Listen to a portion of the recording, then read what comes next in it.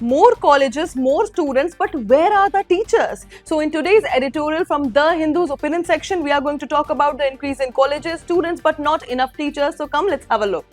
This article says India's higher educational system must shift its focus from institutional expansion to ensuring equity and quality education. Now, India has been rapidly expanding its higher education system. That means more colleges and universities are opening up. More students are also enrolling. But this sounds great, but there's a catch. We don't have enough quality teachers and quality resources to match the growth. Now, what exactly is happening? GER, which is gross enrollment ratio, increased more youth going to college, and colleges increased massively from around 1600 in 1950s to now around 69,000, and but teachers number haven't kept up. Many colleges have high student teacher ratio, too many students per teacher. Now the key problems, the multiple dimensions of this topic is number one, quality crisis. Now what exactly is this? More students is not equal to better education. Overburdened teachers means less attention to students. Poor learning outcomes are there. Then there is an inequality dimension.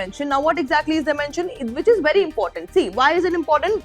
Rich students often choose engineering professional courses. Now poor students are pushed into arts and commerce, even though it is a myth, but still they are pushed towards arts and commerce. Why? Because professional courses are expensive, so education is not equally accessible for all. Now third is the regional imbalance dimension. Now what is that? See, some states have many colleges, others, especially poorer regions, have very few colleges per population. Lastly, we have the teacher shortage. Now what happens when that teacher shortage is there? Many colleges don't have enough teachers. Contractual temporary faculty is increasing. Quality of teaching suffers here. And lastly, course of privilege. Now what exactly is that? Higher income students dominate high paying courses. Lower income groups remain stuck in low return degrees. This increases the social inequality. Now what exactly needs to change here? Focus is not just on more colleges but better quality, hire and train more qualified teachers, reduce cost of professional education,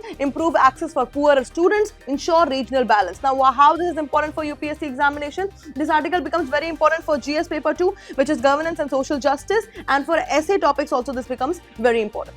And that is it for today. Thank you for watching.